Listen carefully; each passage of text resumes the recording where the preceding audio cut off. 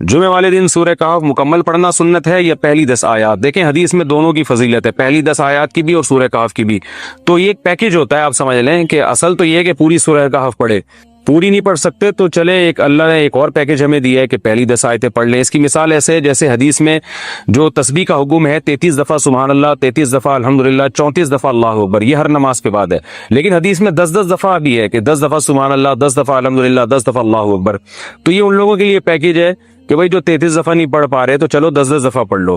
تو اس طرح اصل فضیلت تو یہی ہے کہ 33 دفعہ سبحان اللہ پڑھا جائے، 33 دفعہ الحمدللہ، 34 دفعہ اللہ اکبر، یہ نہیں ہو سکتی تو some thing is better than nothing, تو 10 دفعہ پڑھ لیا جائے۔ تو یہی سورہ کہف کا بھی ہے، اصل تو یہی ہے کہ پوری سورہ کہف پڑھی جائے، نہیں تو کم از کم پچھلی 10 آیات پڑھ لیں۔ جمعے کی نماز فرض ہے یا واجب؟ جمعے کی نماز فرض ہے یا واجب؟ میں نے کتاب میں اسے فرض پڑھا تھا، لیکن کئی لوگ اسے واجب بھی بتاتے ہیں، اس بارے میں تفصیل سے رہنمائی فرمائے صدام حسین راجستھان سے۔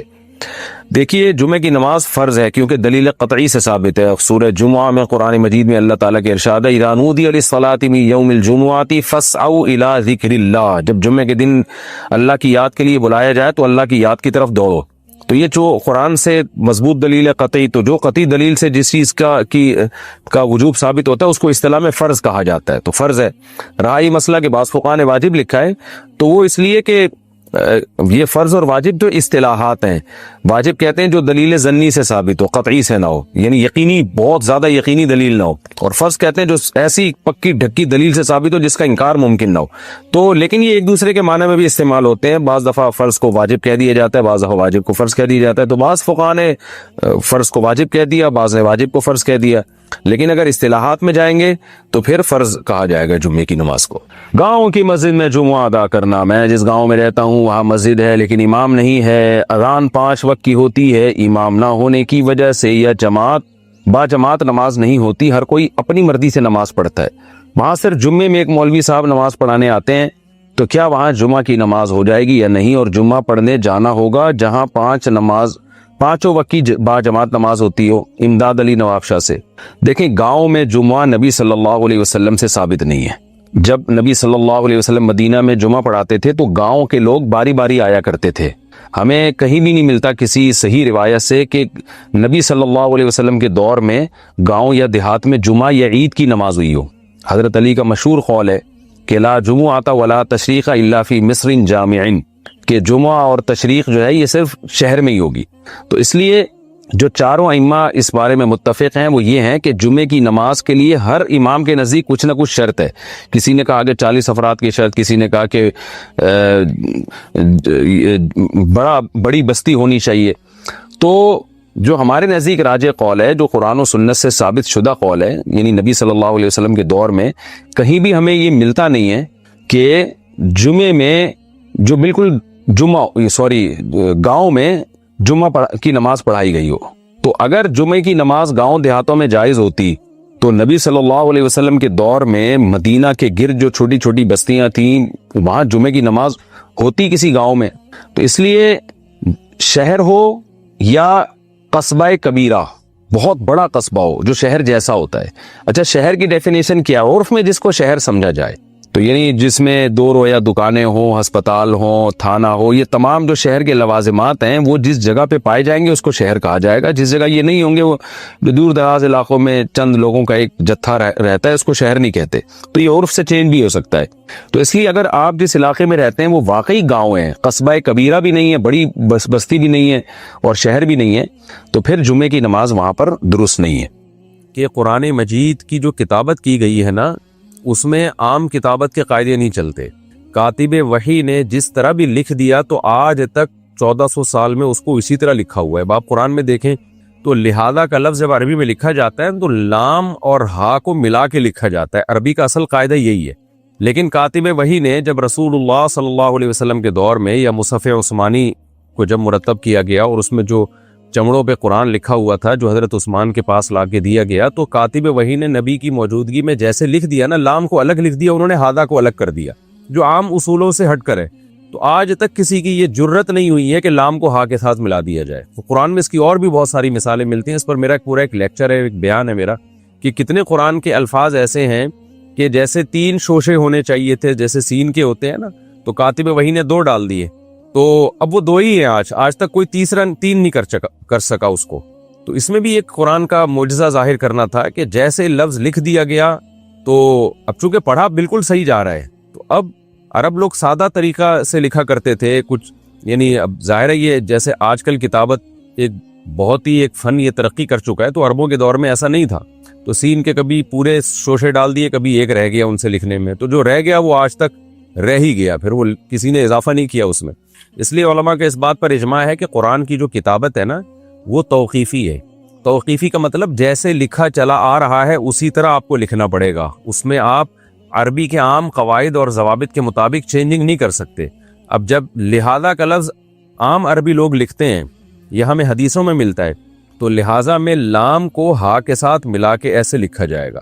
لیکن قرآن میں یہاں پر اس موقع پر کیا ہے، ماں الگ ہے، لی الگ ہے، ہاذا الگ ہے. اس سے ایسا لگ رہا ہے مال کا لفظ ہے یہ، یعنی مال ہاذا یوں بن رہا ہے گویا لفظ.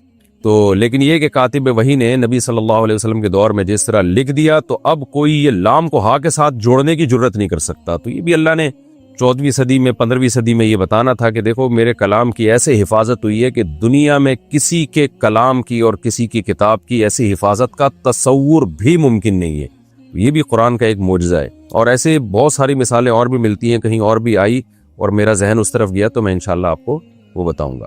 وَيَقُولُونَ يَا وَيْلَتَنَا، اور وہ کہنے لگے، وہ کہیں گے ہائے ہماری بدبختی، ما لِهَذَا الْكِتاب، کیا ہو گیا اس کتاب کو، یعنی جو ہمارا اعمال نامہ رکھا گیا اس کو کیا ہو گیا. لا یغادر، غادر یغادر کا لفظ پہلے آ چکا ہے نا ابھی اس رکوع میں، ترک کرنا، کہ یہ ایسی کتاب ہے لا یغادر صغیرتن، کہ اس نے نہیں چھوڑا کوئی صغیرہ ولا کبیرہ، اور نہ ہی کوئی کبیرہ چیز چھوڑی، یعنی زندگی کا نہ کوئی چھوٹا پہلو نہ کوئی بڑا پہلو چھوڑا، الا مگر یہ کہ احصاہا، اس عمل کو اس نے محفوظ کر لیا اس کتاب نے. احصا یحصی احصان کا معنی احاطہ کر لینا.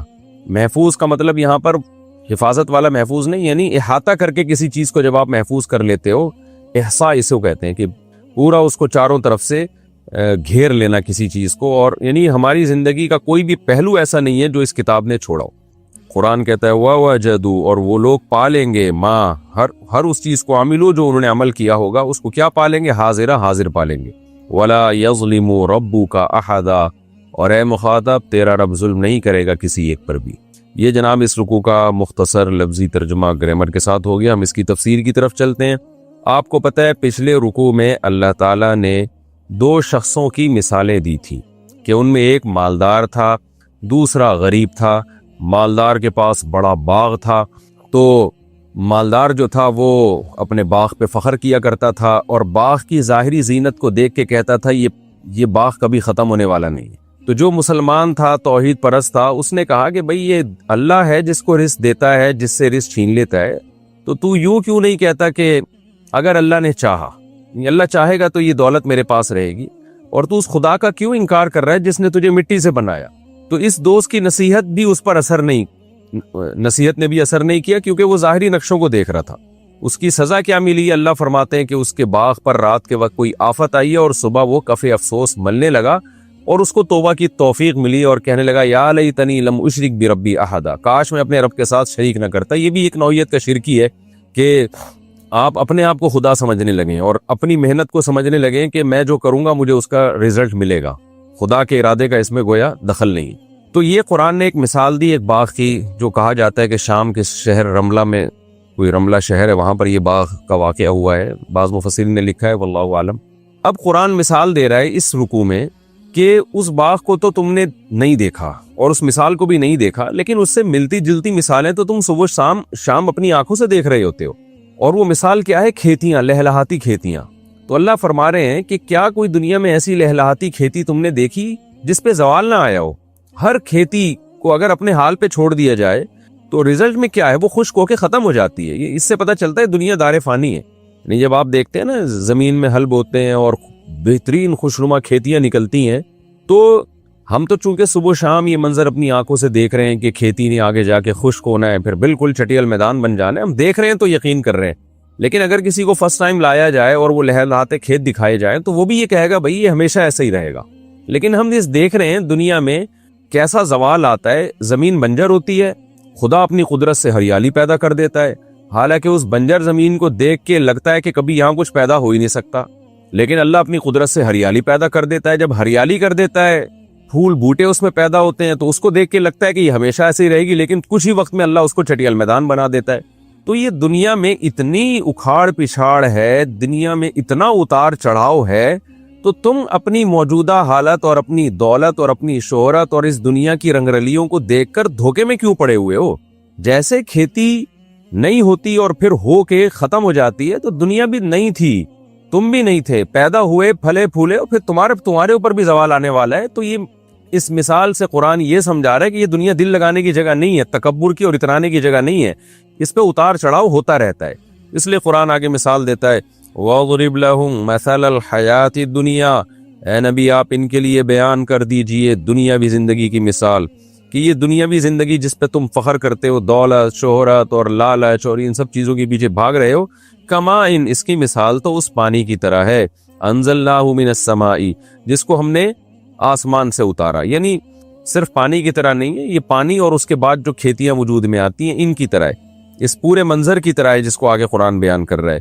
فاختلط بہ نبات الارض، پھر اس پانی سے زمین کی نباتات پھلتی پھولتی ہیں، ان میں ایک رونق پیدا ہوتی ہے، لیکن پھر اس کے بعد نتیجہ کیا نکلتا ہے؟ فاصبح حشیما، اس کے بعد دوبارہ وہ ریزہ ریزہ ہو جاتی ہے، تذروہ الریاح، اور پھر ہوائیں اس کو بکھیر رہی ہوتی ہیں، کوئی حال نہیں ہوتا اس کا، ہوائیں ایسے بکھیر رہی ہوتی ہیں۔ وَكَانَ اللَّهُ عَلَى كُلِّ شَيْءٍ مُقْتَدِرًا، اس سے صاف پتہ چلتا ہے کہ اللہ ہر چیز پر قدرت رکھتا ہے، وہ جب چاہتا ہے ایک زمین کو رونق دے دیتا ہے، اور جب چاہتا ہے اس رونق کو ختم کر دیتا ہے۔ تو تمہیں بھی جب چاہے گا اللہ دولت دے دے گا، جب چاہے گا چھین لے گا، تو یہ تمہاری چاہت پر نہیں ہے، یہ حقیقت میں اللہ کی چاہت پر ہے۔ آگے اللہ تعالیٰ اس دنیا کی وہ مثال دے رہے ہیں جس کو دنیا کہا جاتا ہے۔ ابھی تو اس آیت میں مثال دی نا اللہ نے، ایک عمومی مثال دی ہے کہ پوری دنیا کی مثال یہی ہے۔ اب چونکہ دنیا میں دو چیزوں کو بہت زیادہ فوکس کیا جاتا تھا، خاص طور پر اس دور میں، آج ان میں ایک چیز کو فوکس کیا جاتا ہے، دوسری کو نہیں، لیکن اس زمانے میں لوگ فطرت پہ تھے، لہذا دو چیزوں کو دنیا سمجھتے تھے، ایک دولت اور ایک اولاد کی کثرت، جن میں خاص طور پر بیٹوں پہ بڑا فخر کیا جاتا تھا۔ یہ تو فیملی پلاننگ والوں نے انسان کی فطرت ہی مسخ کر دی ہے، تو اب وہ اولاد کی کثرت پہ فخر کے بجائے لوگ شرمندگی محسوس کرتے ہیں۔ یہ ایسے ہی ہے جیسے عورت کو چھوڑ کے لوگ مردوں کی طرف مائل ہو رہے ہیں، عورتیں مردوں کو چھوڑ کر عورتوں کی طرف مائل ہو رہی ہیں، جو لیسبین قسم کی اور یہ جو LGBT ٹائپ کے مرد پیدا ہو رہے ہیں۔ تو یہ نیچر سے بغاوت ہے نا، کہ جس چیز میں اٹریکشن تھی وہ اٹریکشن ختم ہو گئی۔ تو آج انسانیت نے نیچر سے بغاوت کر دی ہے، تو اولاد کی کثرت میں پہلے انسان فخر کرتا تھا، اس کو نعمت سمجھتا تھا، خدا کا تحفہ، بلکہ تکبر کرتے تھے لوگ کہ میری اتنی اولاد ہے، میرے اتنے بچے ہیں، اور ظاہر ہے وہ سہارا بنیں گے، ان پہ خرچ اتنا نہیں ہوگا جتنا اس کا آؤٹ پٹ ہوگا، یعنی اس کا جو ریزلٹ ہوگا وہ اس میں انویسٹمنٹ اتنی نہیں ہے جتنا اس سے ارننگ ہوگی ہماری، وہ ہمارا دست و بازو بنیں گے، وہ ہماری بڑھاپے میں سہارا بنیں گے۔ یہ ساری چیزیں کفار بھی اس پہ فخر کرتے تھے۔ یہ تو فیملی پلاننگ والوں نے دماغ خراب کر کے نا اتنا جھوٹ بولا ہے کہ جو چیز انسان کے لیے سب سے زیادہ اٹریکٹیو تھی وہی ایک تانا بن چکی ہے، یعنی اولاد کی کثرت جس پہ ہمیشہ سے انسان فخر کرتا تھا، اب وہ ایک تانا بنا دی ہے فیملی پلاننگ والوں نے۔ تو یہ بھی فطرت سے بغاوت ہے، لیکن قرآن چونکہ اس دور میں نازل ہو رہا ہے جب لوگ اپنی فطرت پہ تھے، تو قرآن مثال وہی دے گا جو نیچر کے مطابق ہوگی۔ اس لیے اب قرآن دنیا کی ان دو چیزوں کی مثالیں دے رہا ہے جو دنیا میں سب سے زیادہ قابل فخر سمجھی جاتی ہیں۔ اس کی مثال دے کے قرآن کہتا ہے کہ المال والبنون زینت الحیات الدنیا، مال اور اولاد، یہاں جو البنون ہے نا، بعض مفسرین نے اس کا ترجمہ اولاد سے کیا ہے، تو پھر اس میں بیٹیاں بھی داخل ہیں۔ اس کو کہتے ہیں صنعت تغلیب، جیسے والد کے لفظ میں ہم جب تثنیہ بناتے ہیں تو والدین، کیا مطلب؟ دو والد، یعنی ماں کو بھی والد ہی کے لفظ میں داخل کر لیا۔ تو یہاں بھی البنون یہ گویا کہ ایک علامت ہے، اس میں بیٹیاں بھی داخل ہیں، اولاد کے معنی میں استعمال ہوا ہے۔ تو اس کی مثال اردو میں بہت آسان دیتا ہوں میں، ہم کسی سے پوچھتے ہیں آپ کے بچے کتنے ہیں، تو بچے میں بچیاں بھی داخل ہوتی ہیں، حالانکہ جو آپ کی لڑکیاں ہیں ان کو بچی کہا جاتا ہے یا بچیاں کہا جاتا ہے، بچہ نہیں کہا جاتا۔ بچے جو ہے بچہ کی جمع ہے، تو کیا مطلب؟ مذکر کا لفظ استعمال ہوتا ہے، مراد اس میں داخل جو مؤنث ہیں وہ بھی ہوتے ہیں۔ تو البنون کا مطلب کیا ہے یہاں پر؟ اولاد۔ اس لیے بعض مفسرین نے اس کا ترجمہ کیا ہے کہ مال اور اولاد یہ دنیاوی زندگی کی زینت ہے، اور بعض نے اس کو اپنے ظاہر پر رکھا ہے کہ نہیں جی، چونکہ دنیاوی زندگی کی زینت بیٹیاں نہیں سمجھی جاتی تھیں، اور وہ لوگ بیٹوں پہ فخر کرتے تھے کہ وہ ہمارا سہارا بنیں گے، بیٹیوں پہ وہ فخر نہیں کرتے تھے، بلکہ عرب تو بیٹی کی پیدائش پر ان کے منہ سیاہ ہو جایا کرتے تھے۔ تو قرآن نے ان کے لحاظ سے ہی مثال دی ہے، یہ بتانے کے لیے کہ تم جن بیٹوں پہ فخر کر رہے ہو اور جس اولاد پہ فخر کر رہے ہو، اصل چیز اعمال ہے۔ تو یہ چیزیں فخر کرنے کی نہیں ہیں، شکر کرنے کی ہیں۔ بہرحال وہ تو قرآن اور سنت میں ہمیں بتایا گیا ہے کہ اولاد کی کثرت یہ قابل فخر نہیں ہے، لیکن قابل شکر بہرحال ہے۔ اب تو فیملی پلاننگ والوں نے اس کو قابل شکر بھی نہیں رکھا۔ تو قرآن کہہ رہے ہیں المال والبنون، کہ دنیاوی مال و متاع یہ فنا ہونے والی چیز ہے، تو اس میں دنیا میں سب سے امپورٹنٹ چیز جو سمجھی جاتی ہے، اٹریکٹیو چیز سمجھی جاتی ہے، جس پہ لوگ بہت زیادہ تکبر کرتے ہیں، اتراتے ہیں، وہ ہے مال اور بیٹے۔ تو اللہ کہتے ہیں زینت الحیات الدنیا، یہ سب دنیاوی زندگی کی زینت ہے بھائی، اور دنیا کا ہم نے تمہیں مثال دے دی ہے کہ فنا ہونے والی ہے۔ یہی اولاد تمہیں کل قبر میں اتارے گی، اور یہی مال جب بغیر جیب کے کفن ہو پہنایا جائے گا نا اور تمہیں قبر میں لٹایا جائے گا، تو یہی ساری اولاد تمہاری جو ہے یہ سارے تمہاری جائیدادوں کے حصے بخیے کر کے کھا رہی ہوگی۔ تو اس لیے یہ دنیاوی زندگی کی ایک زینت ہے۔ زینت کیا ہوتا ہے کہ وہ چیز جو دیکھنے میں اچھی لگتی ہے، چاہے حقیقت میں اچھی ہو یا نہ ہو۔ آگے کیا ہے پھر سوال پیدا ہوتا ہے، اللہ پھر وہ چیز جو صرف زینت نہیں ہے بلکہ حقیقت سے اس کا بڑا گہرا تعلق ہے اور وہ واقعی ہمارے لیے فائدے مند ہے، تو وہ کیا چیز ہے؟ تو اللہ فرماتے ہیں والباقیات الصالحات، باقی رہنے والی چیزیں وہ نیک اعمال ہیں، خیر عند ربک، وہ تیری رب کی نظر میں ان چیزوں سے زیادہ بہتر ہے۔ یعنی اولاد سے اور مال سے زیادہ بہتر کیا ہے؟ وہ ہے باقی رہنے والی نیکیاں، کیونکہ وہ اس لیے بہتر ہے، ظاہر ہے سب سے پہلی بات ہے وہ باقی رہنے والی ہیں، تو ثواباً وہ ثواب کے اعتبار سے بھی یعنی بدلے کے اعتبار سے، وہ خیر عملا، اور ان سے آپ زیادہ امیدیں بھی لگا سکتے ہیں۔ آپ نہ اولاد سے بہت زیادہ امیدیں لگا سکتے ہیں کہ آپ اولاد سے لوگ امیدیں لگاتے ہیں نا کہ یہ کر کے دیں گے، یہ یوں کما کے دیں گے، یہ ہمارے کام آئیں گے، ہو سکتا ہے کام نہ آئیں آپ کے، اور یہ بھی ممکن ہے کہ وہ آپ کی زندگی میں ہی مر جائیں، آپ کے بڑھاپے سے پہلے ان کی موت واقع ہو جائے۔ اسی طرح مال یہ چھن بھی سکتا ہے، یہ مال آپ کو نقصان بھی پہنچا سکتا ہے، مال قتل و غارت کا ذریعہ بن سکتا ہے، ہو سکتا ہے آپ کے مالدار ہونے کی وجہ سے کوئی آپ کو قتل کر کے چلا جائے۔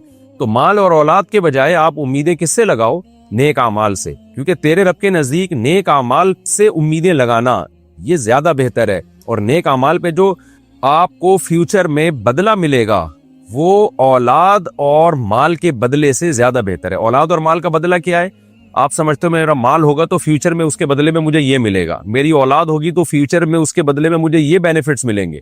تو اللہ کہتے ہیں اعمال پر جو تمہیں مستقبل میں فائدے ملیں گے وہ زیادہ ہیں ان کے اعتبار سے۔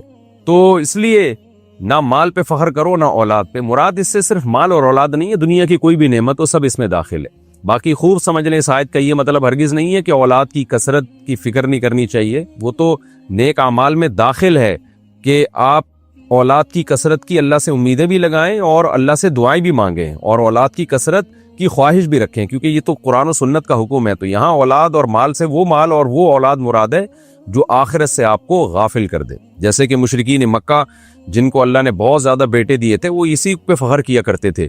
وہ یہ کہا کرتے تھے کہ اگر اللہ ہم سے خوش نہ ہوتا تو ہمیں اتنے بیٹے کیوں دیتا، اور ہمیں کسی سے ڈرنے کی ضرورت نہیں ہے، کوئی عذاب نہیں آئے گا، یہ اولاد ہے جو ہمیں بچائے گی۔ وہ اس طرح کی فضول باتیں کیا کرتے تھے۔ تو قرآن نے اس کی نفی کی کہ بھائی تم ان پر تکیہ کر کے بیٹھ گئے ہو اور اعمال سے تم غافل ہو۔ تو باقی اگر کوئی اولاد کی کثرت چاہتا ہے اللہ رسول کے حکم کی وجہ سے تو وہ تو نیک اعمال کے مفہوم میں یہ چیز خود بخود داخل ہے۔ اسی طرح کوئی مال چاہتا ہے کہ میرے پاس مال زیادہ ہو اور نیت یہ ہو کہ اللہ اس کے رسول کا حکم ہے تاکہ میں خیر کے کاموں میں خرچ کروں اور لوگوں کے سامنے ہاتھ نہ پھیلاؤں، تو یہ مال پھر اللہ کے حکم کی وجہ سے مال کما رہا ہے، تو یہ نیک والباقیات الصالحات میں یہ داخل ہے، پھر یہ نیک اعمال میں داخل ہے، پھر یہ مال برائے مال نہیں ہے بلکہ تو شریعت کا حکم ہے۔ جیسے کہ رسول اللہ صلی اللہ علیہ وسلم نے فرمایا جو شخص تجارت کرتا ہے تاکہ لوگوں کے سامنے ہاتھ نہ پھیلائے، تو ایک روایت کا مفہوم ہے کہ اس طرح کا ایماندار تاجر قیامت کے دن پیغمبروں کے ساتھ ہوگا۔ تو اگر اچھی نیت سے مال کمایا جائے اور اچھی نیت سے اولاد کی کثرت رکھی جائے تو پھر وہ والباقیات الصالحات کے مفہوم میں داخل۔ اس آیت کی ایک اور تفسیر حضرت علی رضی اللہ تعالیٰ عنہ کی طرف بھی منسوب کی جاتی ہے، اس میں وہ کہتے ہیں الباقیات الصالحات سے مراد ہے بیٹیاں۔ حضرت علی رضی اللہ تعالیٰ عنہ فرماتے ہیں کہ اس سے مراد ہے بیٹیاں، اور اس کی دلیل کیا ہے، اس کا قرینہ کیا ہے کہ اللہ تعالیٰ نے پہلے بیٹوں کا تذکرہ کیا، المال والبنون زینت الحیات الدنیا، مال اور بیٹے یہ دنیاوی زندگی کی زینت ہیں، اور باقی رہنے والی صالح چیزیں، تو اس میں اللہ نے اعمال کا لفظ صراحتاً ذکر نہیں کیا۔ تو اس میں اس بات کا قرینہ ہے کہ عرب جو فخر کیا کرتے تھے بیٹوں پر کہ یہ ہماری زینت ہے، یہ ہماری ایک شو مارا کرتے تھے، تو اللہ نے اس کے بیٹوں کے بدلے میں اللہ نے ذکر کیا باقی رہنے والی وہ نیک عورتیں ہیں۔ الصالحات میں تو مطلق صالح کا لفظ ہے نا، اب ہمیں نہیں پتا اس سے اعمال مراد ہے یا اولاد مراد ہے، تو چونکہ یہ مؤنث کا لفظ ہے تو اس لیے اس سے میں اس بات کا واضح قرینہ موجود ہے کہ اس سے بیٹیاں مراد ہو سکتی ہیں، کیونکہ بیٹوں کے مقابلے میں ان کو ذکر کیا جا رہا ہے۔ تو اللہ نے ان بیٹیوں کا تذکرہ اشارتاً کیا کہ اصل جو چیز ہے وہ باقی رہنے والی بیٹیاں ہیں۔ تو کیا مطلب کہ بیٹوں پہ عرب لوگ فخر کیا کرتے تھے، اور یہ فخر ان کے جہنم میں جانے کا ذریعہ تھا، کیونکہ یہ فخر ان کو دین حق پہ چلنے سے روکتا تھا، جبکہ بیٹیوں میں فخر نہیں کرتے تھے، کیونکہ بیٹیاں تو کہا جاتا تھا، آپ بھی کہا جاتا ہے کہ جی پرائی ہوتی ہیں اور وہ تو رخصت ہو کے گھر سے چلی جائیں گی، اور وہ تو ہمیں نہ جنگوں میں کام آتی ہیں، نہ وہ ہمیں کما کے دیتی ہیں۔ تو جبکہ رسول اللہ صلی اللہ علیہ وسلم نے اس کے مقابلے میں کیا فرمایا، جس نے 3 بیٹیوں کی کفالت کی میں اس کے لیے جنت کی ضمانت لیتا ہوں، جبکہ ایسی ہی ضمانت آپ صلی اللہ علیہ وسلم نے بیٹوں کی کفالت پہ نہیں لی۔ وجہ کیا ہے کہ یہ تو صرف اللہ کی مخلوق سمجھ کے آپ ان کو پال رہے ہو نا، ان سے آپ کا کوئی دنیاوی مفاد تو ہے نہیں، تو اس لیے اللہ نے فرمایا کہ جس اولاد کو تم دنیا کی زینت سمجھتے ہو وہ صرف دنیا کی حد تک ہی زینت ہے، تو اصل تو وہ بیٹیاں ہیں جو باقی رہنے والی ہیں۔ باقی کا مطلب کیا ہے؟ جن کے اثرات ہمیشہ باقی رہیں گے، جن کے جو رحمتیں ہیں ان کو پالنے کی وجہ سے جو تمہیں جو نیکیاں ملیں گی وہ ہمیشہ باقی رہیں گی۔ تو یہ بھی بہرحال ایک تفسیر کی گئی ہے، اور خوب سمجھ لیں جب مفسرین سے یا صحابہ تابعین سے اس قسم کی تفسیریں منقول ہوتی ہیں تو اس تفسیر کا مطلب یہ ہوتا ہے کہ الباقیات الصالحات کا ایک مصداق یہ بھی ہے، تو وہ تفسیر اس تفسیر کے اپوزٹ نہیں ہوتی جو جمہور نے کیے۔ تو حضرت علی رضی اللہ تعالیٰ عنہ کی اس تفسیر کو ہم اگر لے لیں تو اس کا مطلب یہ ہوگا، جو میری ایک رائے ہے وہ یہ ہوگا کہ والباقیات الصالحات کا اصل مفہوم تو یہی ہے کہ نیک اعمال، لیکن بیٹیاں بھی اس نیک اعمال میں داخل ہیں، ان کو پالنا، اور بیٹیاں اس موقع پر اس نیک اعمال کا سب سے پہلا مصداق ہیں۔ یعنی یہاں قرآن مجید میں الباقیات الصالحات سے مراد نیک اعمال ہی ہیں، لیکن ان نیک اعمال میں یہاں سب سے پہلا نمبر جس کو قرآن جس کی طرف اشارہ دے رہا ہے وہ ہے بیٹیوں کو پالنا۔ تو اس طرح سے دونوں تفسیروں میں تطبیق ہو جائے گی، کیونکہ بیٹوں کے مقابلے میں ذکر کیا جا رہا ہے اور مؤنث کے صیغے اس کے لیے استعمال کیے جا رہے ہیں۔ یعنی قرآن یوں بھی تو کہہ سکتا تھا نا العمل الصالح، نیک عمل، تو لیکن قرآن نے الباقیات الصالحات کا تذکرہ کیا۔ آگے قرآن کہتا ہے، اچھا اس آیت سے علماء نے استدلال پردے پر بھی استدلال کیا ہے کہ دیکھیں قرآن کہہ رہا ہے کہ بیٹے زینت ہیں، تو زینت ہمیشہ دکھائی جاتی ہے، جبکہ بیٹیوں کو اللہ نے زینت نہیں کہا۔ اس سے پتہ چلتا ہے بیٹیاں چھپانے کی چیز ہیں، پبلک کو دکھانے کی چیز نہیں ہے۔ یعنی جب بیٹیاں جوان ہو جاتی ہیں تو وہ چھپانے کی چیز ہے، گھر کی 4 دیواری میں یا کہیں بھی جانا ہو تو پردے کے ساتھ جائیں۔ تو بیٹے ہیں جو زینت کا ذریعہ بنتے ہیں، دنیاوی زینت، آخرت میں تو ظاہر ہے وہ بیٹیوں کو پالنے کے فضائل اسلام میں زیادہ ہیں، لیکن دنیاوی زینت کے اعتبار سے زینت اسی چیز کو کہا جاتا ہے نا جو نمایاں کی جاتی ہے، تو اس میں اللہ نے یہ مانا ہے کہ بیٹے دنیا کی زینت ہیں۔ وہ اس کا انکار تو نہیں کیا اللہ تعالیٰ نے، انکار اس بات کا کیا کہ وہ زینت پر فخر نہ کرو اور اللہ سے غافل نہ ہو۔ تو اس سے بھی پتہ چلتا ہے کہ بیٹے تو دکھائے جائیں گے اور ان کو آپ لے کے جائیں، ہر جگہ تعارف کروائیں، بیٹیوں کو چھپایا جائے گا، وہ باپ کے گھر سے رخصت ہو کے شوہر کے گھر میں جائیں گی۔ وَيَوْمَ نُسَيِّرُ الْجِبَالَ وَتَرَى الْأَرْضَ بَارِزَةً۔ اب چونکہ قرآن بار بار اس دنیا کا دار فانی ہونا بیان کر رہا ہے کہ دنیا فنا ہونے والی ہے، ختم ہونے والی ہے، تو اب دنیا کیسے ختم ہوگی، کھیتیاں کیسے ختم ہوتی ہیں اس کی تو اللہ نے مثال دے دی۔ اب اللہ بتا رہا ہے کہ یہ دنیا بھی ایک کھیتی کی طرح ہے، تم پر بھی موت واقع ہوتی ہے، اس دنیا پہ بھی موت واقع ہوگی، تو اب اس دنیا پہ کیسے موت واقع ہوگی قرآن اس کا تذکرہ کرتا ہے۔ وَيَوْمَ نُسَيِّرُ الْجِبَالَ، جس دن ہم پہاڑوں کو اپنی جگہ سے ہلا دیں گے، وَتَرَى الْأَرْضَ بَارِزَةً، اور تم دیکھو گے زمین کو چٹیل میدان، کیونکہ پہاڑوں کا ہلنا یہ بہت مشکل ہوتا ہے، تو اللہ نے بڑی مثال دی ہے تاکہ چھوٹی چیزوں کا ہلنا تمہاری سمجھ میں آ جائے کہ جب بڑے بڑے پہاڑ K2 اور ماؤنٹ ایوریسٹ جیسے پہاڑ اپنی جگہ پہ نہیں رہیں گے تو پھر کیا چیز اپنی جگہ پہ رہے گی، اللہ اس کو ختم کر دے گا اور زمین ایک چٹیل میدان بن جائے گی۔ پھر اس کے بعد دوبارہ جو سور پھونکا جائے گا پھر کیا ہوگا، وَحَشَرْنَاهُمْ، ہم ان لوگوں کو جمع کریں گے، فَلَمْ نُغَادِرْ مِنْهُمْ أَحَدًا، اور ان میں سے کسی ایک کو بھی ہم نہیں چھوڑیں گے۔ کوئی ایک آدم سے لے کے قیامت تک آنے والا آخری انسان میں کوئی ایک ایسا نہیں ہوگا جو میدان حشر میں جمع نہ ہو۔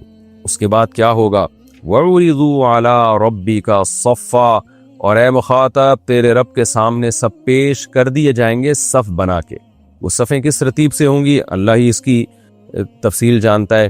پھر اللہ خطاب کر کے کہیں گے لقد جئتمونا کما خلقناکم اول مرہ. دیکھو جیسے ہم نے پہلی مرتبہ تمہیں پیدا کیا تھا وہ بھی ہماری قدرت تھی, اسی طرح آج تم ہمارے سامنے دوبارہ آ گئے, ہم تمہیں دوبارہ اپنے سامنے لے آئے. تو یہ بار بار جو ایتھیسٹ اور ملحدین کے فضول باتیں کرتے ہیں نا, اس طرح سے انسان یوں کر کے وجود میں آیا ہے, تو اس کی نفی ہو رہی کہ پہلی دفعہ بھی ہماری قدرت تھی. یہ تو تم نے دیکھ لیا منی سے انسان بنتا ہوا, تو تم نے کہا یوں بنا ہے. نہ دیکھا ہوتا تو تم لاکھوں کروڑوں سال تک فلسفے ہی پیش کرتے رہتے کہ یہ پہلی دفعہ بنا کیسے ہے. کوئی بھی نہیں مانتا کہ یہ منی کے قطرے سے 9 مہینے میں بن کے ماں کے پیٹ سے باہر آ گیا, کوئی بھی نہیں مانتا یہ. اور پتہ نہیں کیا کیا تھیوریاں پیش کی جاتی اور اس پہ کیا کیا فضول دلائل گڑے جاتے. تو اللہ کہتے ہیں ہم نے پانی کے قطرے سے تمہیں ماں کے پیٹ میں 9 مہینے میں بنا کے نکال دیا, اور پہلی دفعہ بھی بہت عجیب طریقے سے تمہیں پیدا کیا تھا, کسی کو مرد کسی کو عورت بنایا, پھر ان کے ملاپ سے پھر نئی نسل تیار کی, پھر ان کے ملاپ سے, یہ پتہ نہیں صدیوں سے یہ عمل ہوتا چلا آ رہا ہے. تو جیسے پہلی مرتبہ ہم نے تمہیں بنا دیا, دوبارہ ہم نے قبروں سے لا کے اپنے سامنے کھڑا کر دیا ہے. بل زعمتم, لیکن تم کیا سمجھتے رہے, لن نجعل لکم موعدا, کہ ہم تمہارے لیے کوئی وعدے کا وقت رکھیں گے ہی نہیں جس میں ہم نے تمہیں دوبارہ جمع کرنا ہو. تم یہی فضول باتوں میں لگے رہے کہ یہ کیسے پاسبل ہے, یہ تو ہو نہیں سکتا. ووضع الکتاب, اللہ کہیں گے کہ ہم تمہیں جمع کر کے بتائیں گے, دیکھو آ گئے نا تم. اس کے بعد کیا ہوگا, ووضع الکتاب, اعمال نامے رکھے جائیں گے لوگوں کے سامنے لا کے. فتر المجرمین, اے مخاطب تو مجرموں کو دیکھے گا, مشفقین مما فیہ, اس کتاب میں جو کچھ لکھا ہوا ہوگا اس کی وجہ سے وہ ڈر رہے ہوں گے. اس کتاب میں ان کی ساری بدعمالیاں ہوں گی جس کو دیکھ کر وہ گھبرانا اور پریشان ہونا شروع کر دیں گے. وَيَقُولُونَ, اور اتنا پریشان ہوں گے کہ کہیں گے یا وَيْلَتَنَا, ہائے ہماری بدبختی, مَا لِهَذَا الْكِتَاب, اس کتاب کو کیا ہو گیا ہے, یہ کیسی کتاب ہے. لَا يُغَادِرُ صَغِيرَةً وَلَا كَبِيرَةً إِلَّا أَحْصَاهَا, کہ کوئی زندگی کا چھوٹا یا بڑا پہلو ایسا نہیں ہے, عمل ایسا نہیں ہے مگر یہ کہ اس کتاب نے اس کو محفوظ نہ کر لیا ہو. یعنی ایسا رزلٹ تو ہم نے آج تک کبھی نہیں دیکھا. کوئی ایک معمولی سا ذرہ بھی اس کتاب نے نہیں چھوڑا. حدیث میں آتا ہے, قرآن میں آتا ہے نا, یعلم خائنۃ الاعین, اللہ آنکھوں کی خیانت کو بھی جانتا ہے. ذرا سی آپ کی نظر ادھر ادھر ہوتی ہے نا غلط, اس کو بھی اللہ جانتا ہے. تو ایک ایک چیز لکھی جا رہی ہے اس میں, اور قرآن کہتا ہے واقعی ایسا ہی ہوگا. وَوَجَدُوا مَا عَمِلُوا حَاضِرًا, جو کچھ انہوں نے عمل کیا ہوگا نا اس کو اپنے سامنے موجود پائیں گے. وَلَا يَظْلِمُ رَبُّكَ أَحَدًا, اور اے مخاطب تیرا رب کسی پہ ظلم نہیں کرے گا. کیا مطلب, ایسا نہیں ہوگا کہ کوئی بدعملی کی نہ ہو اور تیرے رب نے اس اعمال نامے میں زبردستی لکھ دی ہو, اور ایسا بھی نہیں کرے گا کہ کوئی بدعملی کی نہیں ہو اور اللہ اس کی سزا دینا شروع کر دے. تو اس لیے جو کچھ ہوگا حقیقت پر مبنی ہوگا, تبھی ان کی چیخیں نکلیں گی. جب ہم رزلٹ دیکھتے ہیں نا, اور ہم دیکھتے ہیں کہ جو کام ہم نے نہیں کیا یا پیپر ہم نے اچھا دیا تھا نمبر ہمارے کم آئے ہیں, تو ہم ایک دم ٹینشن میں نہیں جاتے, بلکہ ہم کہتے ہیں یار یہ رزلٹ ہی غلط ہے, میں اس کو چیلنج کروں گا. تھوڑی سی پریشانی تو ہوتی ہے, لیکن ایک امید بھی ہوتی ہے کہ بھائی میں نے تو پیپر اچھا دیا تھا, یہ اتنے تھوڑے نمبر کیوں آئے ہیں, اس کا مطلب یہ پیپر چینج ہوا ہے یا جو چیک کرنے والا ہے اس سے غلطی ہوئی ہے, تو میں جو ہے کیس کروں گا اس پہ. لیکن اللہ کہتے ہیں کہ چونکہ وہ جو کچھ انہوں نے کیا ہوگا نا اس کو اپنے سامنے موجود پا رہے ہوں گے, اور تیرا رب کسی پہ ظلم نہیں کر رہا ہوگا, تو اس لیے ان کی جو چیخو پکار ہوگی وہ بالکل بجا ہوگی. وہ دیکھیں گے یار یہ سب وہی چیزیں جو ہم کر کے آئے. تو اس لیے اللہ تعالیٰ فرماتے ہیں تیرا رب کسی پہ ظلم نہیں کرے گا. یہ ہمارا رکوع الحمدللہ کمپلیٹ ہو گیا, اور اس رکوع کا مختصر سا رکوع تھا. اس کا خلاصہ یہی ہے کہ اللہ نے بتا دیا بھائی یہ دنیا دار فانی ہے, لہلہاتی فصلوں سے عبرت حاصل کرو, یہ ہمیشہ نہیں لہلہاتی ہیں. تو یہ لہلہاتی دنیا, یہ سائنسی ترقیاں, یہ چاند اور مریخ پہ پہنچنے کی باتیں, یہ بھی اسی کھیتی کی طرح ہے کہ جو ابھی اس درخت کی طرح جو نشو و نما پا رہا ہے. تو آپ اس دنیا کی اس ترقی کو تو دیکھ رہے ہو, یہ نہیں دیکھ رہے کہ ہر ترقی کے بعد ایک زوال بھی ہے. تو رزلٹ اس کا یہی ہے, لہذا ترقی سے اللہ نہیں روک رہے, اس دنیا سے دل لگانے سے روک رہے. اور پھر اللہ نے دنیا میں ان 2 چیزوں کی مثال دی ہے جو 2 چیزیں بہت زیادہ اٹریکٹیو سمجھی جاتی ہیں, ایک مال اور ایک اولاد. تو اللہ کہتے ہیں یہ مال اور اولاد بھی فانی ہیں, تو نیک اعمال کو فوکس کرو, یعنی کچھ بھی کرنا ہے تو اللہ کو راضی کرنے کے لیے کرو, اس کا ثواب بھی یقینی ہے, اور اس پہ جو امیدیں لگاؤ گے تم, ان امیدوں کے مطابق تمہارے ساتھ معاملہ بھی ہوگا. جبکہ دنیا سے جب امیدیں لگاؤ گے تو تمہیں خاک بھی مل سکتی ہے اس میں.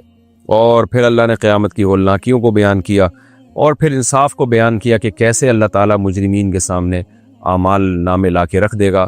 تو اس کا حاصل یہی ہے کہ یہ جو بار بار کہا جاتا ہے کہ کوئی دوبارہ زندگی نہیں ہے، کوئی حساب و کتاب نہیں ہے، اللہ کہتا ہے زندگی بھی ہے دوبارہ، حساب و کتاب بھی ہے۔